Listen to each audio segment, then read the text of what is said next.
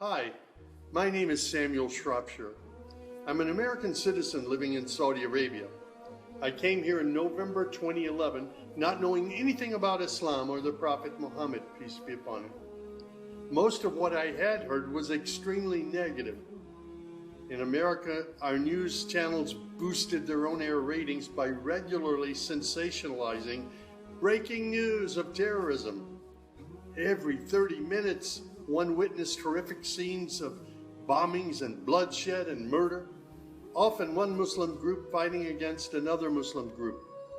As killings and beheadings took place, there were always the shouts of Allahu Akbar, Allahu Akbar, God is great. I was invited here to Saudi Arabia by Safi Kaskas to work on what was known as the Q Project. Dr. Kaskas wanted to produce a new, easy-to-read American translation for the next generation of young Americans. Since I could not read or speak Arabic, I wasn't doing any translation work. I was simply invited here to check the English to make certain that this new interpretation of the Quran was easily understood. My work, of course, required that I read the Quran over and over again. Well, as you can imagine, having no knowledge of Islam, I had hundreds and hundreds of questions.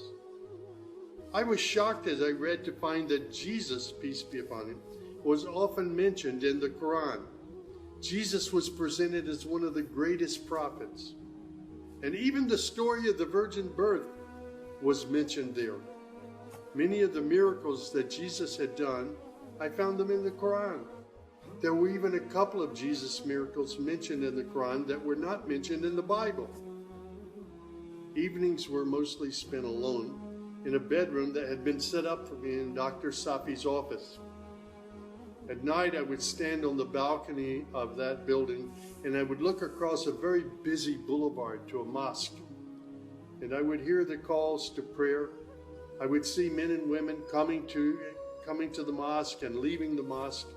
Children were playing football in the mosque parking lot. Except for the minaret, it appeared to me to look like a typical Christian church in America. My heart longed to be in that mosque. I felt compelled by God to go there.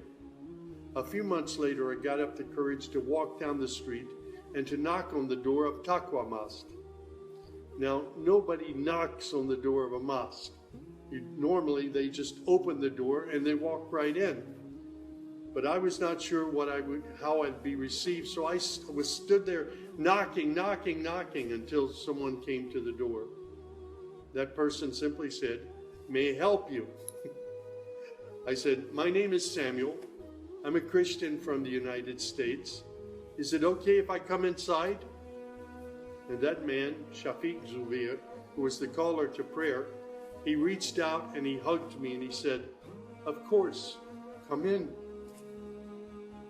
I sat in the back of the mosque during prayer times for 3 days. I didn't understand what was going on.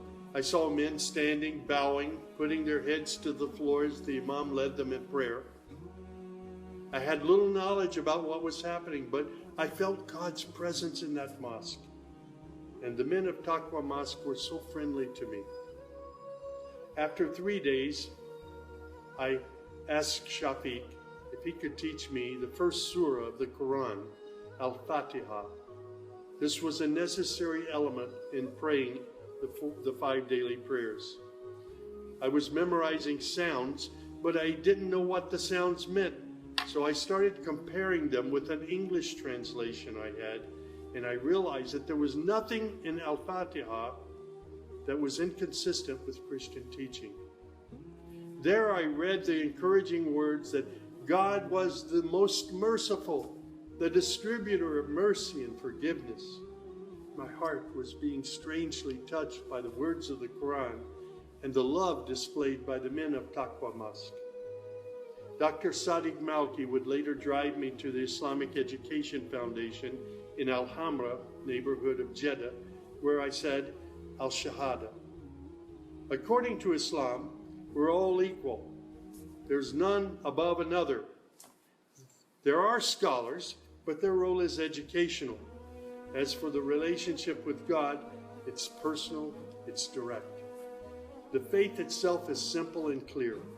It's summed up in just 6 points. There is one true God who is unlike any other being. He is neither born nor does he give birth. He has neither spouse nor offspring.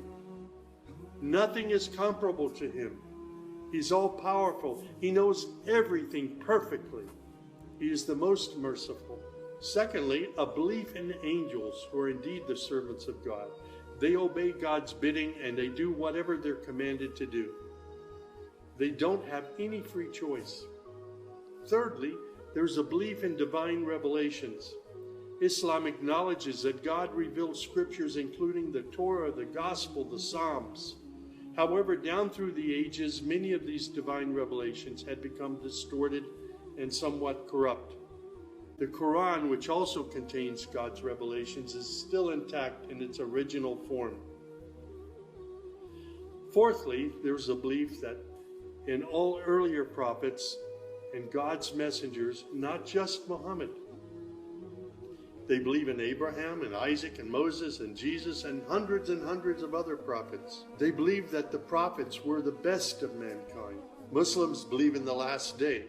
That's to say, this includes the belief in all that God and his messenger have told us about what happens after death, including recording of good and bad deeds, the resurrection and the gathering of all creatures, the reckoning that will take place on the great judgment day, the prophet's intercession, as well as heaven and hell. Man's ultimate aim will be to save himself on that day. Muslims believe in the divine destiny of predestination. Whatever God wills is certain to take place, and what he has not willed will never take place. This present life is a test for man, and man should endeavor to pass this test. These tenets of faith appeared to me entirely consistent with human nature. And then I asked, how can one become a Muslim? My search showed me that one needs to fulfill 5 specific duties, which are called the pillars of Islam.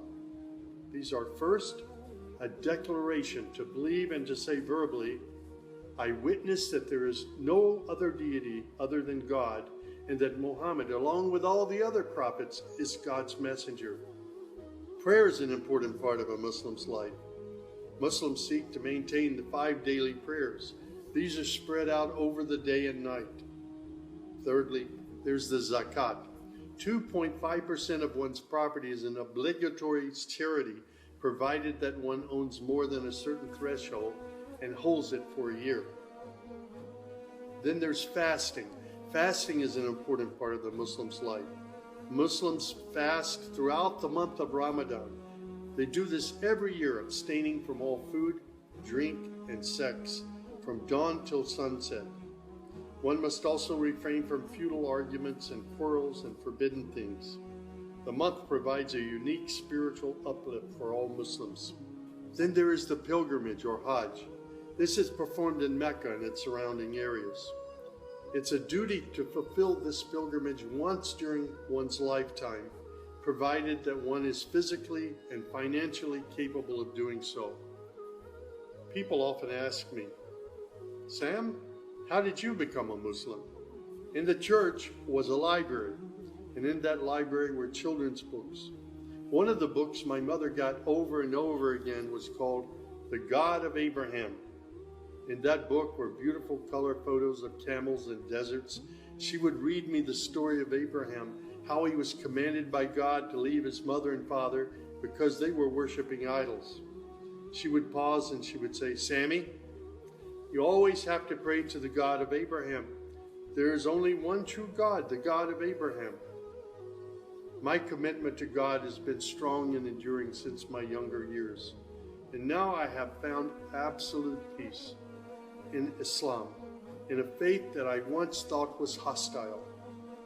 I found friendship and hope amongst a fraternity of other Muslim brothers and sisters.